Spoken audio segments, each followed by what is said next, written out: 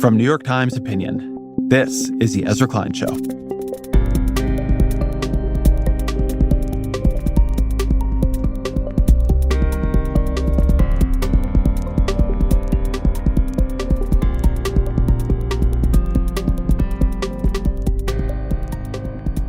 We've talked a lot on this show about the way Donald Trump has transformed the Republican Party. On all kinds of issues, trade, foreign policy, immigration, he has challenged, even upended, the old consensus. And he did that by giving people a very different story about what was wrong in America, about why they were struggling.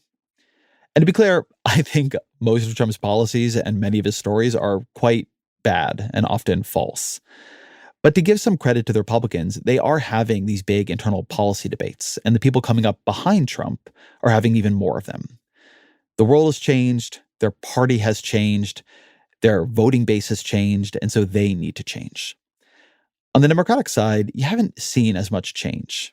That's normal for a party that is going to run an incumbent president again. There wasn't a presidential primary this year where different candidates hashed out their different visions in front of the voters. Biden himself has not been a strong messenger.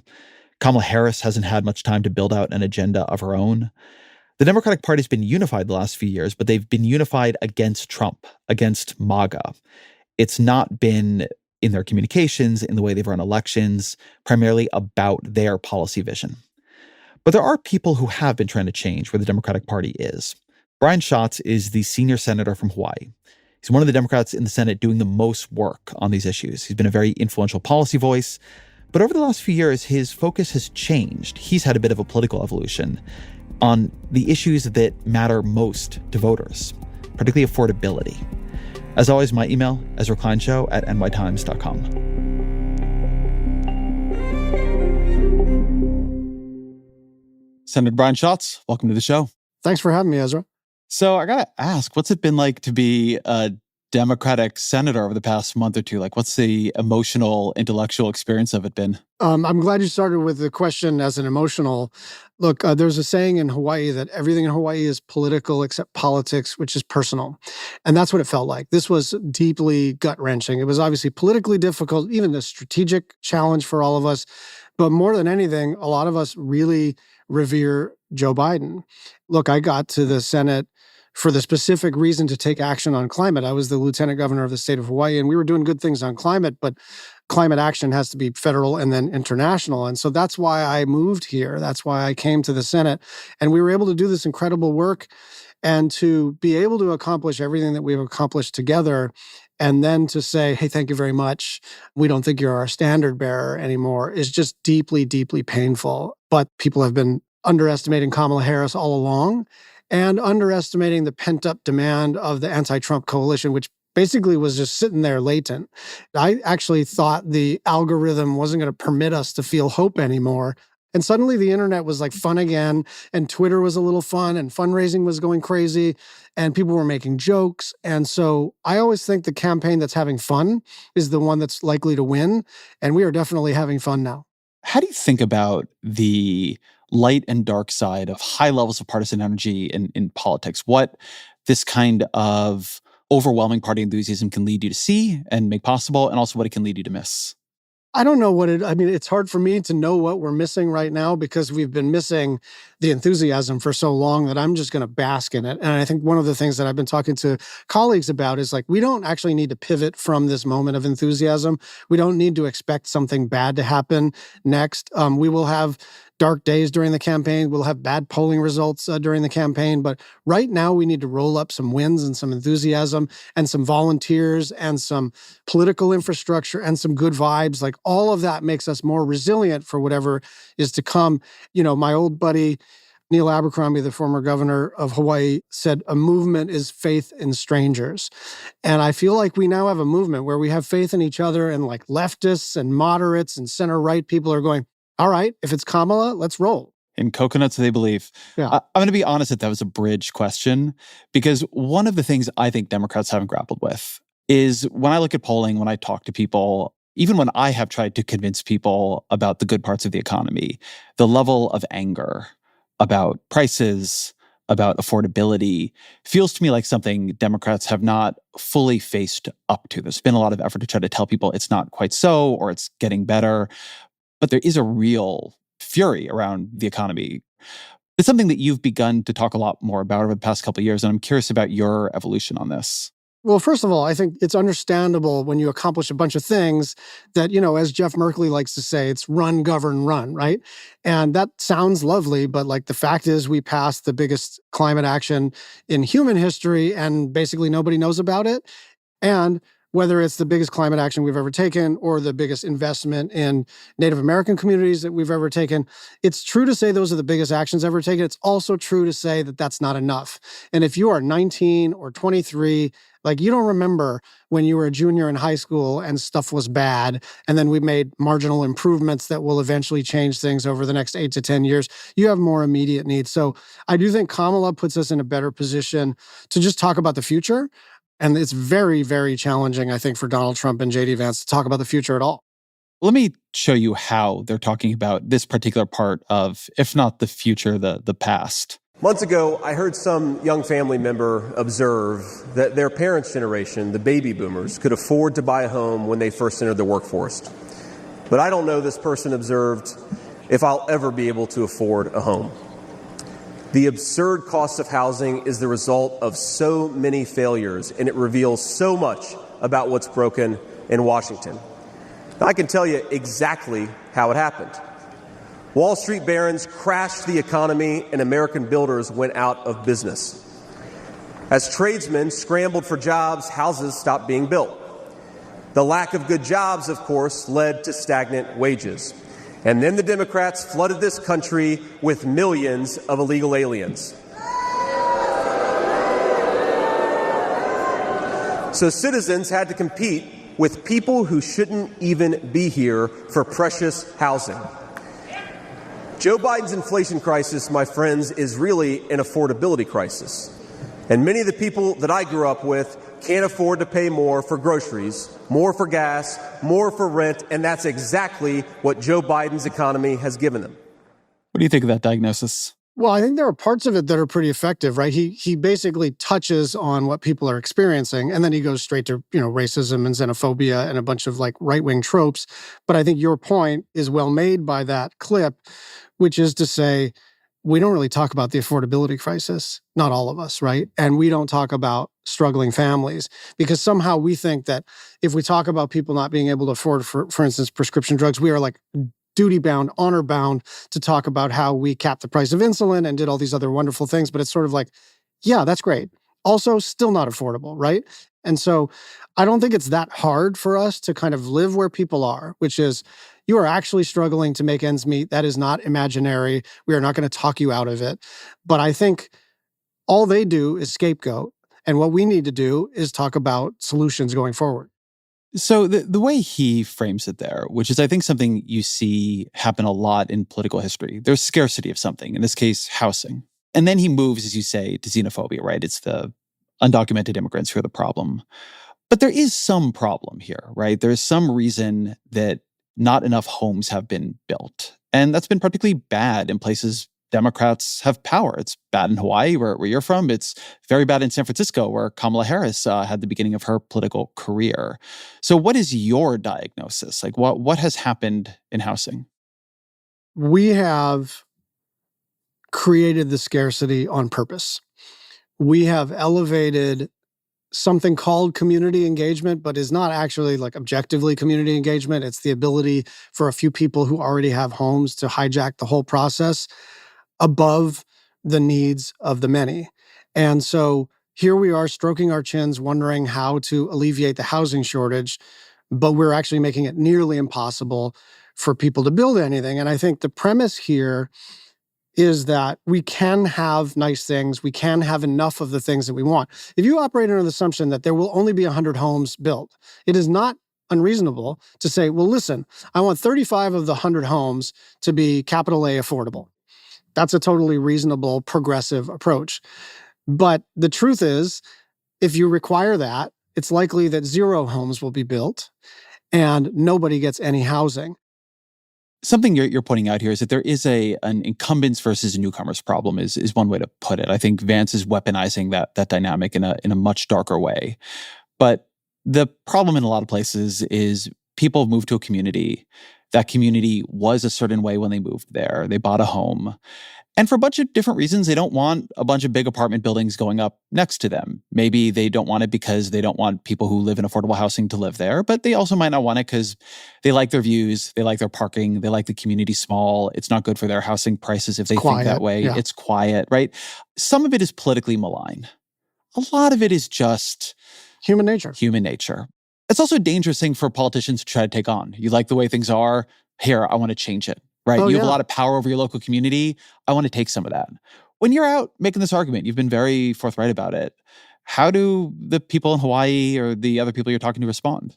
They forgive me for it, but they're not thrilled. I'm serious. Like my district when I was in the state legislature was Makiki Manoa, sort of like by Punahou School, by the University of Hawaii, a very nice, beautiful suburb. And those are some of the folks that are most worried about what a deregulatory environment would look like in terms of their neighborhood. So after the Hawaii legislature passed some pretty aggressive housing reforms this session, and I was one of the people strongly behind it. I tend not to weigh in with local issues, but make some exceptions. And I made an exception for housing.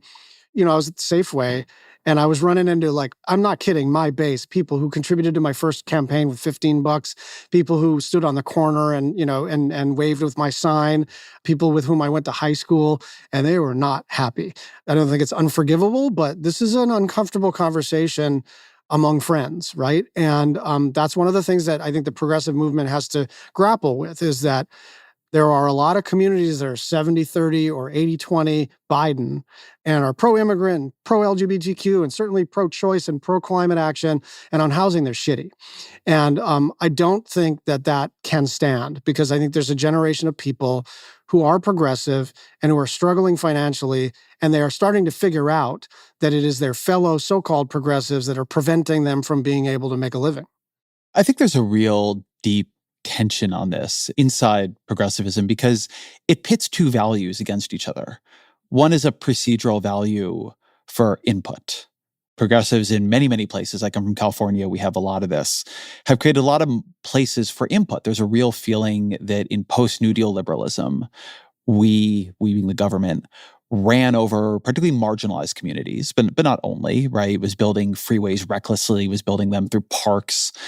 And the people did not have any democratic input. And then on the other hand, there's this other dimension I think you're getting at, which is being welcoming, right? Being interested in opportunity, being interested in, I always call it the firefighter test. Can a firefighter who works and risks their life to keep a city from burning down live in the city that they keep from burning down?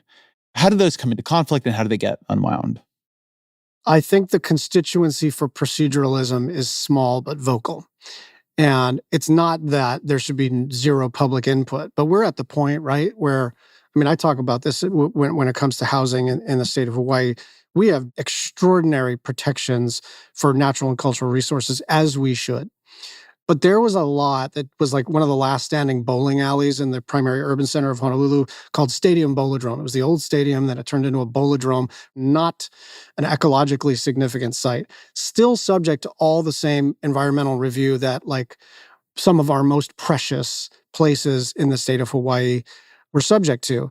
And I think most regular people are able to kind of go, if you're going to throw up a 10-story building with apartments surrounded by the way, other apartments, then you maybe don't need the same sort of environmental cultural analysis that you would if you were building in coastal Maui. And when I make that argument, everybody nods. Now, who doesn't nod? The people who live adjacent to the Stadium Bowladrome. So I agree that there's this tension sort of superficially, but I actually think you can kind of puncture it by talking to regular people and then finding out that the proceduralists are 11 people who just consistently show up. But the procedure is so profound here. The more I have dug in to a bunch of different places where the thing that Democrats said was going to happen and appropriated money for isn't happening, the more I've really recognized how procedural liberalism is. And I give credit here to Nicholas Bagley, the law professor who coined the term the procedural fetish. You're a guy who is in politics because of your environmental commitments. In the Senate, you do a huge amount of work on climate. You're one of the key people there. And I find a lot of people in your place are starting to wonder, are these environmental bills, are they doing as much to stop clean energy as they are to stop fossil fuels? Are they doing more to stop clean energy as they are to stop fossil fuels? What's been your sort of intellectual evolution on like liberal proceduralism? It's been rapid and it's been sort of almost radical. It's a planetary emergency. We did pass the biggest climate action ever. But as you know, we need transmission and distribution, and that is going to be stopped by local communities and state governments and oppositional mayors and other NIMBYs. And what's really clear is that right-wing groups and fossil-funded groups are now funding the sort of so-called left-wing proceduralists to stop good stuff from happening. And, it was on one level, it was ever thus, and we had a wind issue on the island of Lanai. We couldn't get an inter-island cable to connect our state. But this is now like we are on the edge. We are on the precipice, and we are going to have to make it easier to meet our clean energy goals. All of these environmental safeguards were about stopping bad stuff. And now the new progressive movement is not just about stopping bad stuff, it's about building good stuff. We're going to have to be the party of construction. We're going to have to be the party of financing things. We're going to have to be the party of breaking ground and not stopping the, pave paradise and put up a parking lot. President Biden has always talked about a second term in terms of finishing the job. He still talks about the work he's going to do in office in the coming months as finishing the job. And to me, this feels very related, but in a very frustrating way. A couple years ago, in some of the bills you all passed, there's a ton of money for rural broadband. Let me read you a story from the Washington Times. Quote, residents in rural America are eager to access high-speed internet under a $42.5 billion federal modernization program. But not a single home or business has been connected to new broadband networks nearly 3 years after President Biden signed the funding into law. And no project will break ground until sometime next year. And that is assuming things go well. The Times ends up blaming this after quoting some people on various requirements for obtaining the funds, climate change mandates, preferences for union workers, that sort of things. I don't know if that is why. But I do often find this problem where something big gets passed, and then you check in on it a couple years later, and actually people aren't benefiting from it. I always think about the stimulus under Obama, like how much we talked about high-speed rail and the smart grid, and the rail is not high-speed and the grid isn't all that smart. There's something here about the sort of follow-through on some of these big priorities that are exciting to people when they pass, and then like not that exciting when they're being slowly implemented. What's going on there? Well, I think you pointed out one of the failures that we have both governance-wise and politically. I guess what I would say is that I don't think we just administer harder, implement better. Obviously, we hope that all of the chief executives and implementing individuals are doing excellent work. But it's I think about the State Historic Preservation Division of the state of Hawaii, right? The federal law says that you may consider something historic if it meets these criteria. In the state of Hawaii, the assumption is everything more than 50 years old is historic. Now, the problem is we just have old houses. And so now they're all potentially for State Historic Preservation Division review. And so for 4 years, everyone was we got to get more bodies over there so they can process more applications. And I sort of raised my hand and said, those people who process those applications can definitely make 3 times that amount of money working for a private developer, which is why when we authorize all these new positions, nobody ever gets hired, because why would you make 70 if you can make 210? Okay? What I said was there should just be fewer things on these people's pile. And so I'm wary of the we just have to have a laser focus on implementation. We have to clear the thicket here. And we have to be unapologetic about clearing the thicket. And by the way, this one is both really good for results, but it also is quite attractive to moderate swingy voters who just want government to kick ass and accomplish things. And they're really looking for a effective mayor of the country. If you have an attitude that it is not just a question of the competency of the individuals administering the law, but maybe this law is too damn complicated. And I think part of the problem for Democrats is that we have programs and projects and line items and processes and bureaucracies that have nice titles and work on certain things, when I think the solutions have to reach people. The COVID relief plan, there were lots of really good things in it. But the thing that resonated with people that I knew were the checks, right? And I was kind of anti-UBI and anti-direct cash assistance because I did think it was like the Silicon Valley way to like wave a wand at the disintermediation of employment that they were causing. But I saw it impact people. And I got to say, boy, FAST really works. It works on policy, it works for people, and the politics works. And so it is an open question whether or not we should be parking money in certain administrative agencies, and then they do a notice of grant award, and then it goes to the so-and-so agency of the state government, and then they do a sub-grant to it. And then, by the way, that's 36 months later, and then the recipient still has to go and do the thing, right? Which might be another 2 to 5 years. This just doesn't work anymore. And I think we should have the kind of impatience that regular people have, which is like, what the hell? I thought you did this thing. Where's my stuff? And I don't think we have that impatience. I think we have this sense that we enact and then we take credit. And there's also, I mean, your point that just implementing harder is a way of denying what the trade-offs you're implementing really are. You're demanding more auditing, oversight, right? Report filling out. I mean, I've often called this everything bagel liberalism, and I've seen it at every level of government. So that's my only problem with your everything bagel thing me. is, well, they're delicious. I want there to be a better example of you just keep adding stuff and then it doesn't taste good anymore. But it wouldn't be delicious if you started putting all the stuff on it, the raisins. Although to be fair, it is an analogy from when everything everywhere all at once was big. Yeah, okay. And there was like the everything bagel that actually has everything on it, and it becomes a black hole that could destroy the entire world. No, not just chocolate chips, like everything. Oh, right? okay, Have you never seen Everything Everywhere All at Once? I don't remember it very well. It's a great movie. Anyway, I take your point on it, but there is this problem. I see it at every level of liberal governance I report on, where somebody gets the ability to do something good. And then sort of other good ideas get layered on, right? Well, if we're going to do that, like, let's make sure there's a preference for people from marginalized communities. Let's make sure that the labor is from union shops. Let's make sure that we're using small contractors. Let's make sure that we have a climate plan. Let's make sure that they're giving money for local childcare. And it's all sort of good individually. But if you're implementing across that many goals simultaneously, it's going to be harder to run the thing. Oftentimes, you have a labor shortage. You don't have the kind of labor you're looking for. How do you think about those? Because there is a real reason to try to attach other good ideas onto what government is doing. And on the other hand, if government doesn't end up doing any of them, then the cost is greater than the reward. Yeah, I mean, I think, you and I are in pretty vigorous agreement about this one. The city and county of Honolulu was considering an EV charger requirement on each new housing unit. And it was sort of like, developers were like, oh, that's $5,000.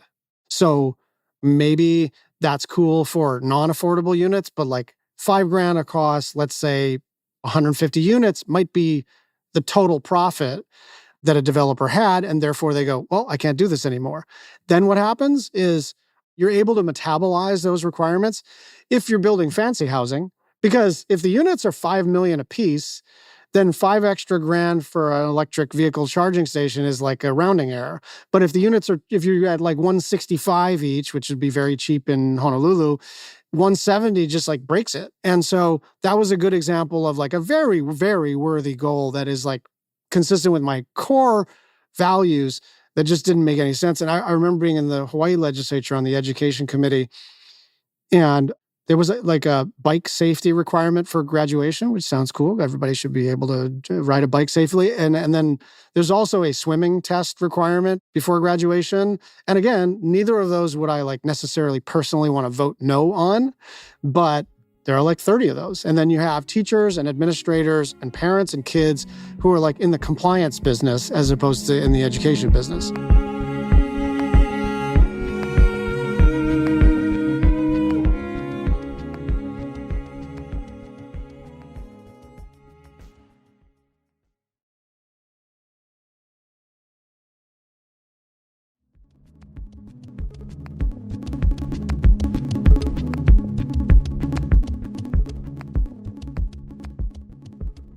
So what is remarkable to me about Biden's legislative record, about the legislative record of the Democrats alongside him, like you, is how atypically physical it is. I mean, Trump endlessly talked about infrastructure weeks that he never delivered.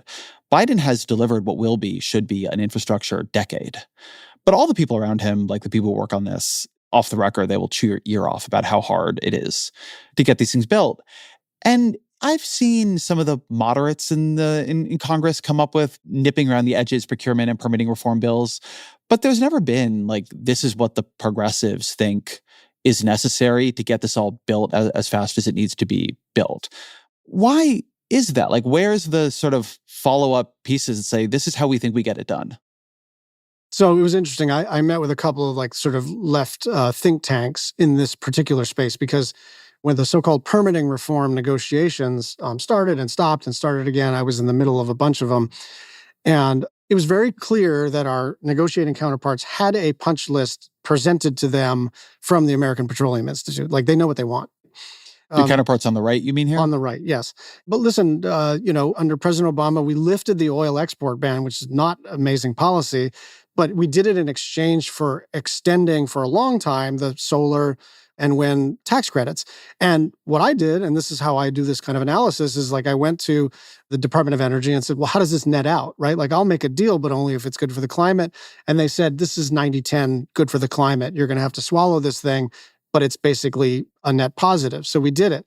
My problem in negotiating on permitting reform is this is such a new conversation that even our think tanks weren't quite ready to even provide us ideas about what would actually work on permitting reform. We are in a different place now, and we know specifically what we need in terms of, it gets technical, it's cost allocation and all the rest of it. But there is now clarity about what we need to demand if in case we do permitting reform. Get technical with me for a minute. This is a podcast where people will accept it. What are the couple of things that you think would have the biggest impact? We need the ability to do regional planning, right? You can't let a mayor or even a public service or public utilities commission to have sort of total authority over siting of transmission lines and distribution lines. So that's number one. And so giving FERC, which is the federal agency, some authority if something is of national importance. And the other is you need to be able to allocate the cost of a transmission line across a bunch of users. And it's kind of very easy to characterize that as, hey, listen, I'm not using these electrons. Why are you charging me over here? And a public utilities commission that is in the pocket of fossil is in a position to stop that. So a lot of this is giving authority to the FERC to, if necessary, override the normal state decision-making process. The thing I'm hearing from people who have been involved in trying to roll out the IRA is that the two hardest problems are permitting, and the utilities do not have business models, and they control a lot of this, that are amenable to building clean energy at the rate we would. They still make money from building big natural gas plants. Decentralized energy that goes into the grid can be a real problem for them. How do you think about that? Look, these guys are the incumbents, and I guess there's a political theory of the case where we could dislodge them completely, but I'm not really sure how to effectuate that. I think it is better to cut them in on all of the profitability and let them transition with us. In Hawaii, what we did was decoupled the Hawaiian Electric Company's profitability from their gross electricity sales. If you're a publicly traded company, as you know, you have a fiduciary obligation to maximize profit. So fewer electrons means less profit. And so what we did was we bifurcated the question, that they would be guaranteed some minimum level of profitability because they're a regulated entity, but that they would not be penalized if the total number of electrons went down. And it did. And they went from among the most aggressively opposed to the Hawaii Clean Energy Initiative to our biggest cheerleaders. And it was 99 or something like that. I was in the state legislature. We had like a 7% clean energy portfolio standard that wasn't even mandatory. And now we are on track towards 100%. And the Hawaiian Electric Company and the local Chamber of Commerce and our tourist folks and the military, everybody is on board with the Clean Energy Initiative. But what unlocked all of that was, like you say, changing the business models. And I mean, my best analogy is when my predecessor and others were establishing at the time, the biggest marine monument on the planet, Papahanaumokuakea, there were a bunch of tuna vessels based in Honolulu that were fishing in that area. And NOAA just bought them out. And it worked. They were perfectly happy as long as they made money to participate in a conservation effort. And I think that all these utilities, if we can show them a way towards profitability, they're in. I always think this is actually an underused strategy, that for some reason we will allocate all kinds of money towards doing things that are in the public interest. But the fact is that particularly when you're building things in the real world, people next to those things are sometimes a loser in that, in the way people further away are not. And the idea that you would get compensated for that doesn't seem crazy to me, right? I mean, I'll use a San Francisco example or an LA example because it's happened in both, but in both cities, there are terrible homelessness problems. And so people want to build shelters, they want to build sites where people can get services. And the people who live near these proposed sites organize against it. And on the one hand, from a kind of progressive or principled stance, that's bad. And on the other hand, the idea that it will lower their housing values, et cetera, is real. And what you very rarely hear anybody say is, well, we've allocated a lot of money to this. Like, we will cut these communities in. It doesn't need to be a payment for being near a housing shelter, but there can be things built in the community. There are ways you can bring people into a project. Well, a good example is what the indigenous New Zealanders have done with geothermal energy. I don't know all that much about that. Maoris are participating in the utilization of geothermal energy, and it helps Native people. There's now a conversation among Native Hawaiians to say, hey, we should talk to our cousins in New Zealand about how they did it. So I just don't accept the premise that there's no way for all of us to benefit when we build things. Tell me about the issue that I know you run into a fair amount of, just the decentralized, federated nature of authority in America. I mean, across the domains we're talking about, housing, clean energy, but I could name a bunch more. A lot of the power is not at the federal level. What gets built, I've sat next to governors where they were saying to me, they're lamenting to me, it's not even at their level, right? Like, the local planning board has power. Like, they, the governor, do not have power. How do you deal with the fact that there are these national and actually global issues, but on so much of this, the power is fractured down to the state level, down to the local level, down across a variety of local cities. Yeah, condominium boards. I mean, it's fractal almost. Well, the way I look at this is, I guess, two things. First, I do whatever I can on federal policy. But second, I have a voice. And to the extent that anyone listens to me, I think especially on housing and clean energy, I have some credibility as a progressive here that I have to just say there is nothing progressive about stopping your neighbors from being able to live in the state of Hawaii. There's nothing progressive about forcing a firefighter to drive an hour and a half to where they work. And so I do think we have to actually change the politics of this while we're working on the policy. Like, look, I mean, I'm the chairman of the Transportation and Housing and Urban Development sort of money committee. And we've done some cool stuff, and we have a $100 million incentive program for counties to do basically yes in my backyard projects. So that's cool and that's important. But I think the most important thing we can do is create a movement of young progressives articulating that in my progressive future, in our collective progressive future, we're all going to live together. And in a Hawaii clean energy future, which is probably polls at, I would say, 85% in the state of Hawaii, you think you're not going to see a windmill? You think you're not going to see a solar farm? You think we're not going to do any geothermal? Like, we're a small place with 1.5 odd million people. And if we are going to house the people we care about, and if we are going to address the climate crisis, just talking about my state, we're going to see it.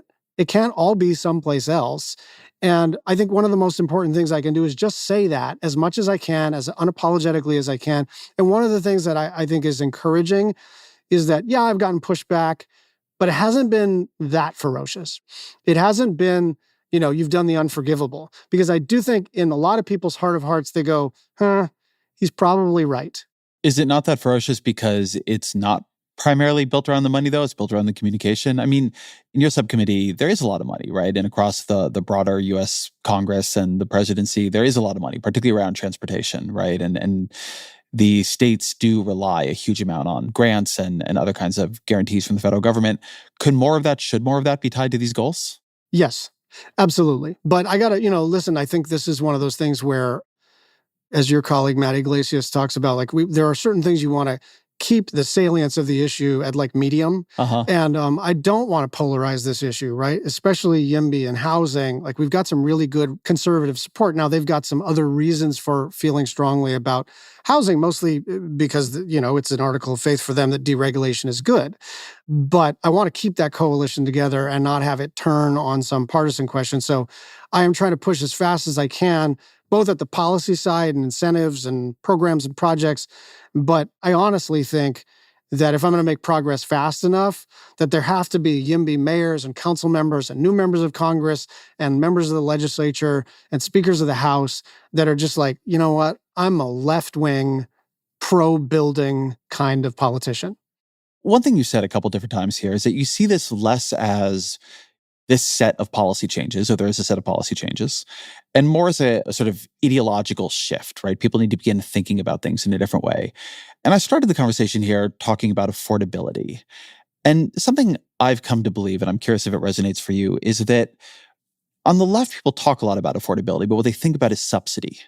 The left is very comfortable. Democrats are very comfortable with how do we subsidize something, right? How do we give you vouchers for rent? How do we give you money to buy health insurance, Pell Grants? But affordability is a sort of mixture of how much people have to pay for something and then how much of the thing there is. And that and the retail cost of it. And the retail cost of it. That is true too. But that supply side, right? That question of how much of the thing there is and what is keeping us from creating more of the thing, that feels to me like something where like the muscle, the sort of policy muscle of the Democratic Party is like not what one might wish. 100%. And I think it's a couple of things. First of all, it's just habits of the mind and habits of the political ecology of Washington and every other place. But I also think it's like this, first of all, no one wants to be characterized as some supply side or neoliberal, right? But the truth is, there are shortages. I mean, I'm okay with it. I mean, you're fine, yeah. But that's not a 50% plus one coalition yet, right? I don't need to win in elections in Pennsylvania. Yeah. But I think the truth is there are shortages for various reasons. Sometimes the government creates a shortage. Sometimes a corporation is creating the shortage. And so here we are when Big Pharma comes up with something big that everybody wants. We say, why aren't you selling this to everybody? Perfectly reasonable position. And here we are, we want more housing, and we don't demand that the builders build more housing, we demand that they build less. And one of the most high impact accusations you can make of politicians almost anywhere, but particularly in the urban areas, is they are in the pocket of developers. And it's like, aren't these the people, I mean, listen, they want to make money, and some of them are bad, but aren't these the people building the thing we say we want? And so I just think we got to get out of that mindset of scarcity.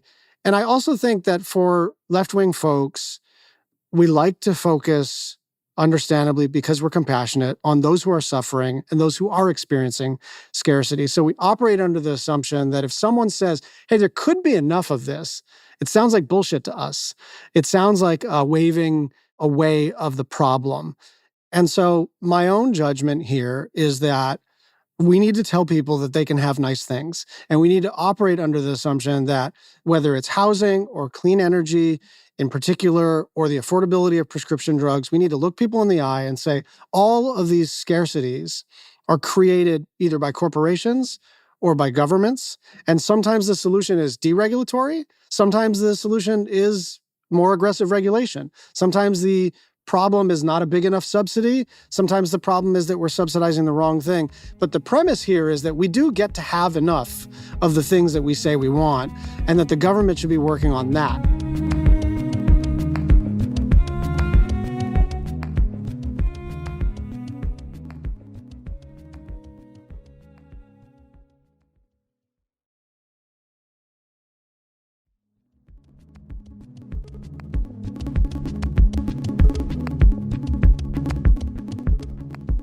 So my friends who are supply-side neoliberals, much more than me, over at the Niskanen Institute, they call this cost disease socialism. And their point is that a particular policy pathology, say that 3 times fast, in the Democratic Party, is a tendency to subsidize what you are constraining the supply of. To pump money into something where you've made it hard to build a lot more of that thing, right? We put a lot of money into healthcare, but we don't make it easy to train or have more doctors immigrate. Energy has some of these dimensions, that there's this particular failure mode of like putting money into something where you have not made it possible for then the market to give you a lot more of the thing for the new money. Yeah, that's right. The incentives for an individual legislator, right? Like we're still in a direct mail mode for an individual state house race. And you can credibly say, I put, $65 million into the Hawaii Housing Finance Development Corporation for affordable housing, and I gave $9 million to the Institute for Human Services. And it all sounds good. So you can be like, I'm working on housing. So the political incentive is to just throw a few dollars at the problem while it gets worse. Noah Smith, who's an economist and political writer, he calls this checkism, this tendency to declare victory based on how big the check is. I mean, that in a way brings us to the Yimby Act that you have with a colleague across the aisle. I was always interested in it because it's a big name for an act, right? The Yes in My Backyard Act. It's not a very aggressive piece of policy, but it is a dashboard, right? It is an effort to try to create a different way of tracking what's going on here. Tell me a bit about why that's a good bill. Well, it basically asks that cities and counties and recipients of HUD funding report on what they're doing regarding deregulatory efforts on housing. And I agree with you. It's not going to transform the universe overnight, but it's a pretty important federal level bill that's bipartisan. And I think was marked up on the House side unanimously or close to unanimously. And so I think this is a marker here.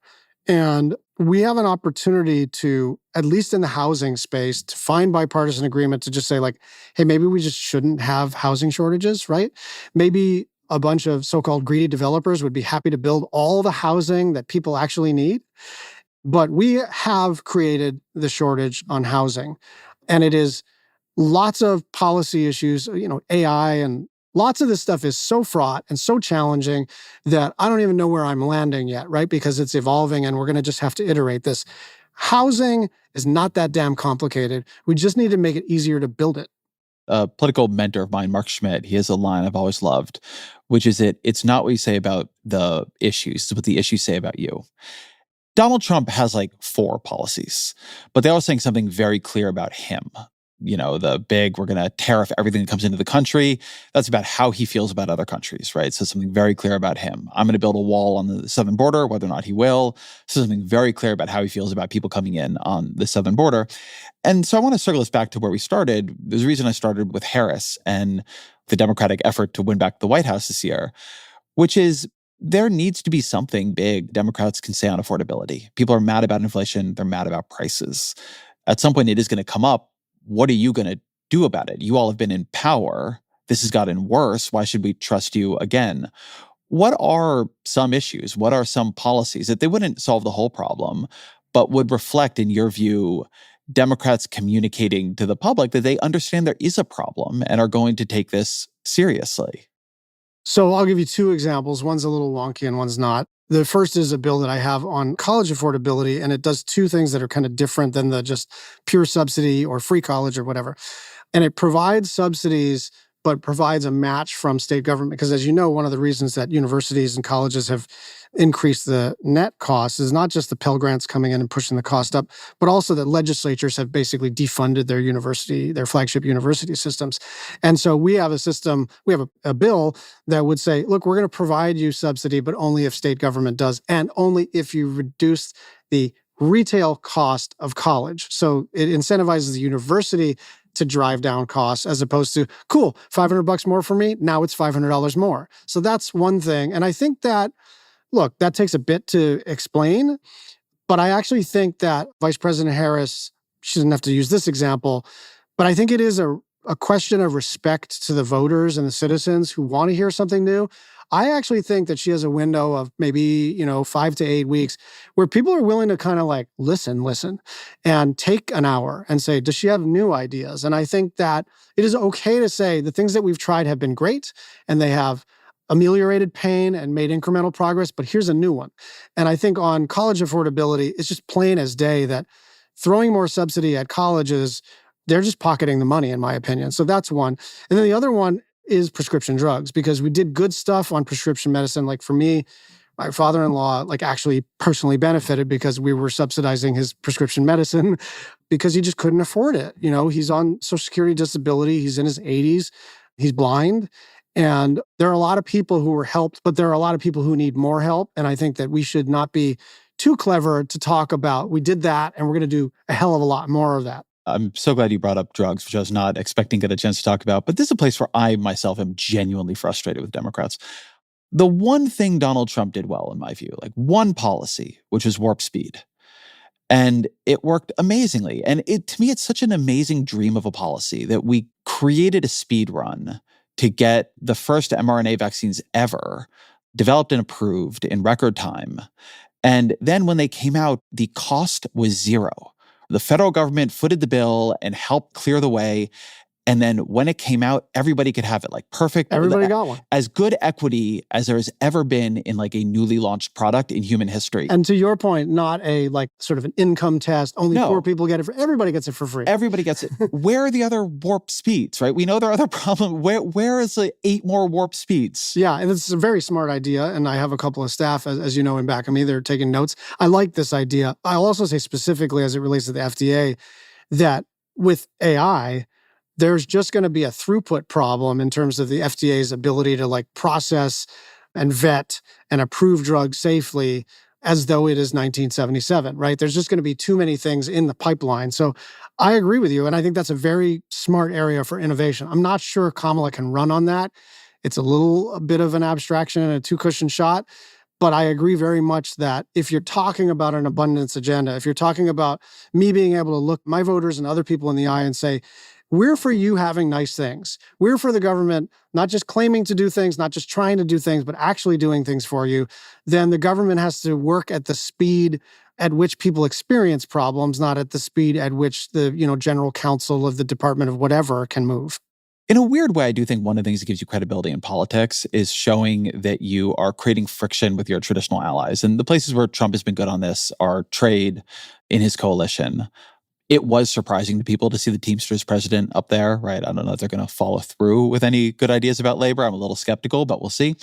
And there has been some things around them and business that have actually, in my view, begun to make the economic populism a little bit more credible. Not fully credible, but I'm more interested there than I was a couple of years ago.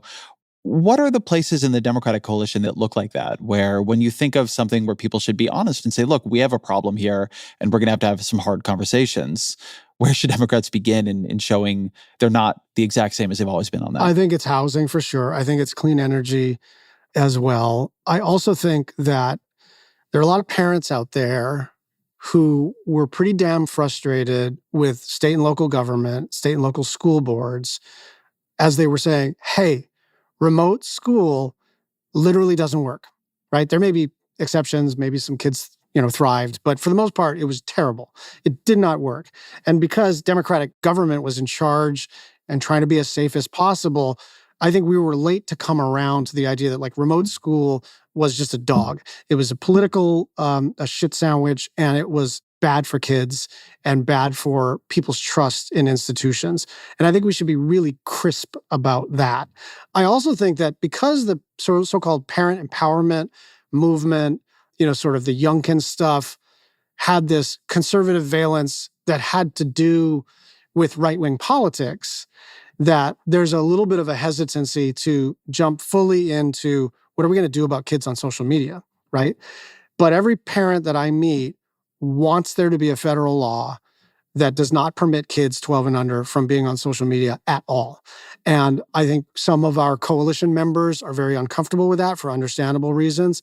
But I think those are some areas where the vice president could demonstrate some independence here and basically lose nothing. I think it's a good place to end. Always our final question. What are 3 books you'd recommend to the audience? Walk, Ride, Paddle is Tim Kaine's book about when he walked the Appalachian Trail, paddled the James River, and then did some other bike ride across Tim Kaine, Virginia. your Senate colleague, Tim did all Kaine, that? it's a very fun book, and he's just such a lovely man, and it's like a travel book, but it's, it sort of intersperses what was happening at the time politically, including, 2 impeachments and the rest of it. I just finished reading The Amen Effect by Rabbi Sharon Brous, which I loved. It's probably the first thing I've ever read by a rabbi. I'm sorry to my current and former rabbis. And I'm just finishing up a book by Heather Cox Richardson called Wounded Knee, and it's about the Sioux and other tribes in the Dakotas. Senator Brian Schatz, thank you very much. Thank you.